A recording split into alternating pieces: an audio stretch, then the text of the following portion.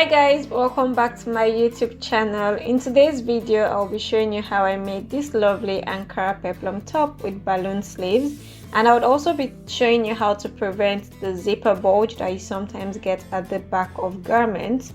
So for this I'm using this lovely Ankara fabric that you guys already saw, and I'll be cutting on paper, but bear in mind that this is freehand cutting, so you can cut directly on your fabric, but I'm cutting on paper so you guys can see clearly my markings because you may not be able to see it on the fabric.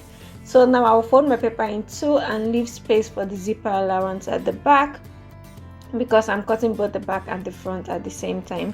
So now I've ruled out some measurements, which are my bust point, my under bust, my waistline, and I also added 1 inch of allowance for my seam allowance.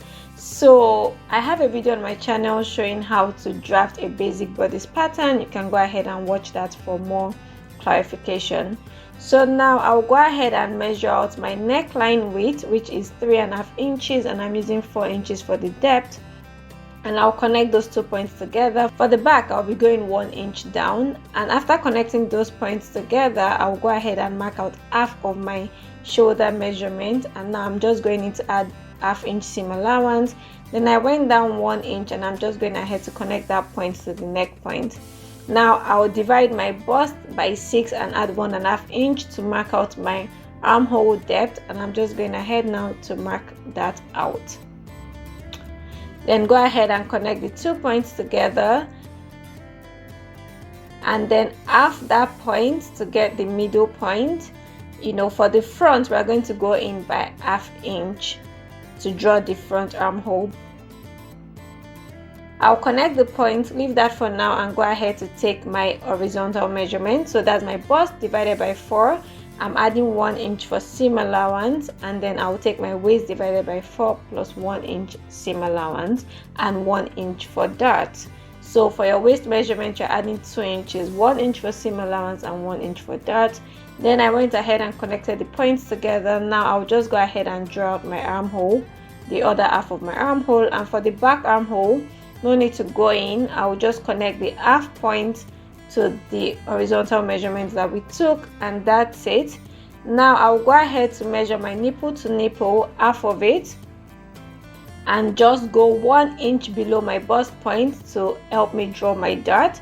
And for my dart I'm just measuring 1/2 inch on both sides, on the waist and on the bust, and I'll go ahead and connect like that, and the dart is ready. So I'm just going ahead now to cut, but when cutting, cut out the back first before you cut out the front, because remember we drafted both the back and the front together. So now I'm going ahead to cut the front rather. So I'm just going ahead to transfer all my markings to the front, the bust point, the under bust, and the waist point. And then for the back I'm going to go 1 inch above the bust point when drawing my dart. So I'm not going 1 inch below, I'm going 1 inch above, and then I'm just marking 1/2 inch on both sides of the waist and the under bust, and then draw my dart. So now I will go 1/2 inch inward, as you guys can see from my zip allowance, and I'll connect that upward. So this is to prevent the bulge, and I would also go 1/2 inch upward, no, about 3/8 inch upward, and connect it to the other side of my pattern, as you guys can see, and I'll just go ahead and cut it out. So now I'm just going in to redraw my zip allowance, because remember the zip allowance shape has changed.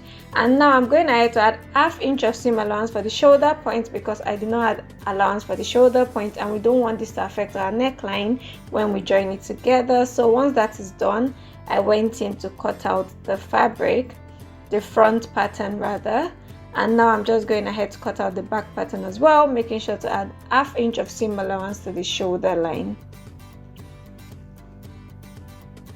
So there I have my front and back, and now I'm just going to transfer my darts onto the fabric so I can easily sew it when it's time. So now I'm just going to cut my facing. So for the facing I made it 3 inches wide and 3 inches deep, and then I'm going ahead to cut it out.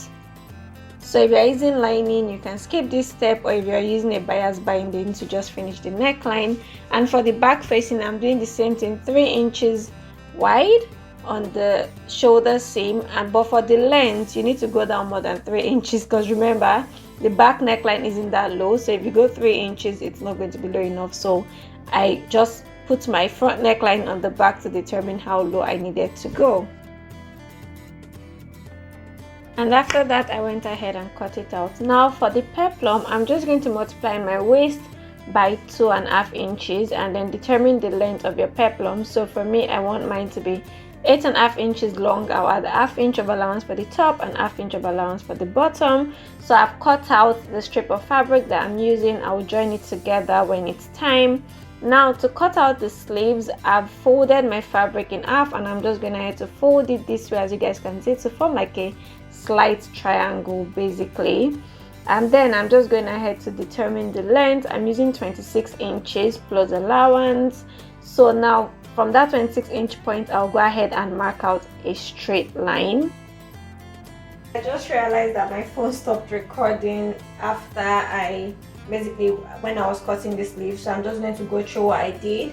So I ruled a straight line here, and from this point I took my measurement, which is 26. So you guys can see I just took 26 inches from this straight line, and then I came down by 3 inches here, and I just drew my sleeve cap, the upper part of my sleeve, just using my free hand.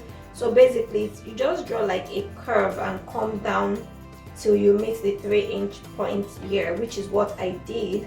And then I went ahead to cut out my sleeve. So it's very straightforward, and what you just want to do is make sure that you have enough here.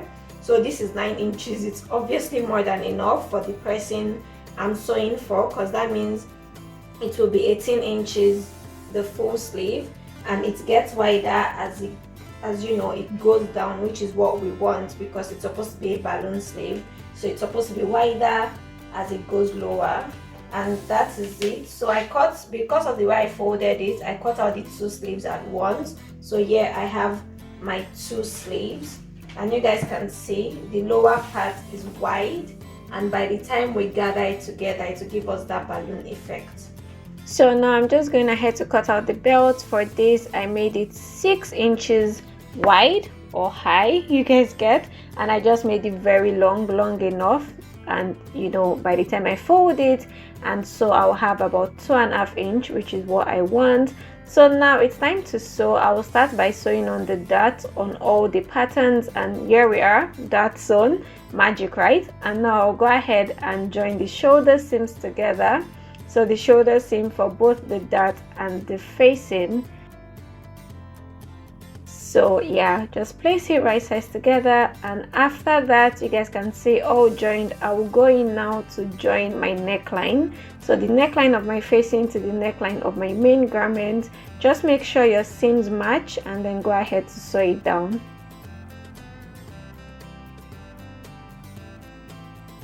So now that it's all pinned, I went ahead to sew it down, and I'm just going ahead to snip the seams so it lays nice and flat on the inside. And I'll go on to understitch the seam allowance to the inside of the facing. So it's all done and all ironed. You guys can see how flat and nice it stays on the inside. So now the next step is to join the side seam using my 1-inch seam allowance. So once that is all done, now it's time to join the peplum to the top. But first I'll go ahead to join the peplum together and finish off the hem. And after doing that, I will divide my peplum into 4 sections. So I'm dividing it into 2 sections. First I'm notching the middle point, and then I'll go ahead to divide it further. So what I'm trying to do here is to basically get 4 sections, and then I'll divide my center front. I'll get the center front basically of the front, so I now have 4 sections for my top as well. So I'll pin the center of the peplum strip to the center front, and then pin 1/2 to the, rather 1/4 to the side seam, to each side seam. So now I have 1 section for each part of my top, the 2 parts of the back, and then the 2 parts of the front.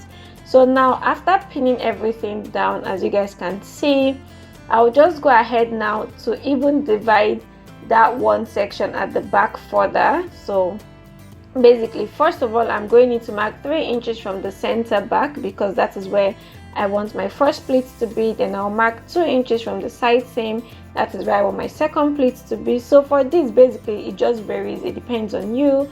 And now I'm going ahead to divide that section for the back further into 2 sections, as you guys can see, and then I will pin that middle point to my dart point at the back. And now I've successfully divided this equally so that it is balanced, and I'm just going to go ahead to create the inverted box pleat, as you guys can see me doing here with the excess. So this way it is just to ensure that one part of the top isn't fuller than the other part. So this really works for me, and you guys can see it looks really nice and I find it really easy. Now I'll go ahead and do the same thing for the other part of the back. Just use the excess to create that inverted box pleats that I want, and just pin it down on the 2-inch points that I marked from the side seam. So that's it, the back is all done. And then I'll move to the front. I'll divide that part into 2 again, as you guys can see me doing here. And once I get the middle point, I will pin it onto my dart point, onto the front dart point. And then I've divided it into 2 parts, so one part of it will go directly on that dart point, and I'm doing it that way. You guys can see I'm only using 1/2 of the part that I marked. So yes, I hope you guys understand what I'm saying and what I'm doing. Well, you can see how I'm doing it. And then for the center front, I want the inverted box pleats to be directly in the center front, so I'll use the remaining half to create 1/2 of the inverted box pleats, as you guys can see. And then I'll basically just do the same thing all around, because now 1/2 of the top is done. I'm just going to go ahead and rinse, repeat, do the same thing that I just did to the other part of the top.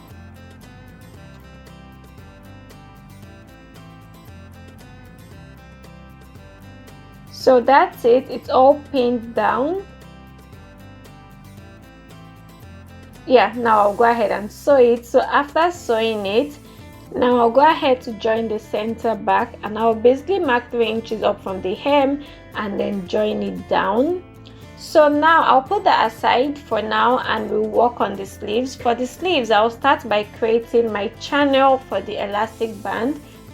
So I'll fold it twice to create my elastic channel. This depends on the size of your elastic. So for me, my elastic is about 1/2 inch or even less, and I'll cut out 2 8-inch elastic band, make it 8 inches wide or long. Anyway, you guys get. And now I'm just going in to insert my elastic band into the channel. So make sure to pin the edge, the loose edge, before you go ahead to keep inserting. And after inserting, I'll just go ahead to sew down the elastic bands to secure it, and then I will join my sleeve right sides together. I'll do the same thing for the other sleeve, and it's all done now. Just go ahead and turn your sleeve inside out. So now I'm just going ahead to notch the middle of my sleeve. This will aid me when it's time to attach it to my bodice, which is now. And now I'm going in to join right sides together of the side of the sleeve to the side seam of my body, as you guys can see, and just pin it down, make sure it aligns. And then I will take it this way and just join the upper part of the sleeve to the shoulder seam as well as so, and again pin it together to make sure it aligns. And then I'll take my time to just adjust everything, the other part of the sleeve, pin it down, take my time, so that when I take it to my sewing machine, I don't have to struggle with this. So that's what I'm doing now, as you guys can see.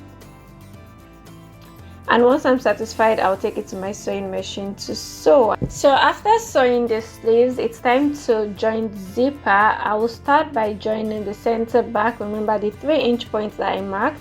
I will join it and then pin the zipper to the rest, the open part. And just take your time, pin it down in place. And after pinning it, I will close it to make sure that the seams are aligned before going ahead to sew it. And once it's all sewn, I will trim off the excess part of the zipper because it's too long. So I'll just trim it off, and then I'll finish it with a strip of fabric. I'll fold it nicely, place over the edge of the zipper, and just sew it down. This gives it a nice touch.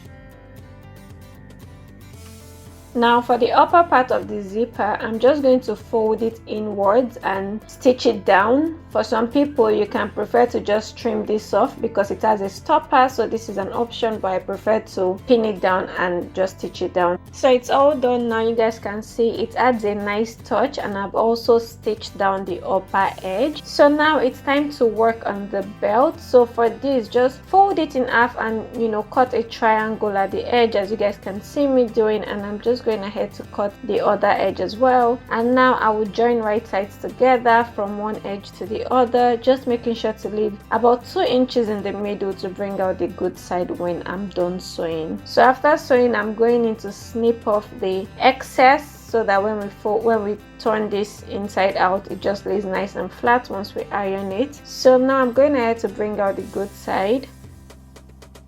And don't forget to just finish off the open edge that we left when you're done.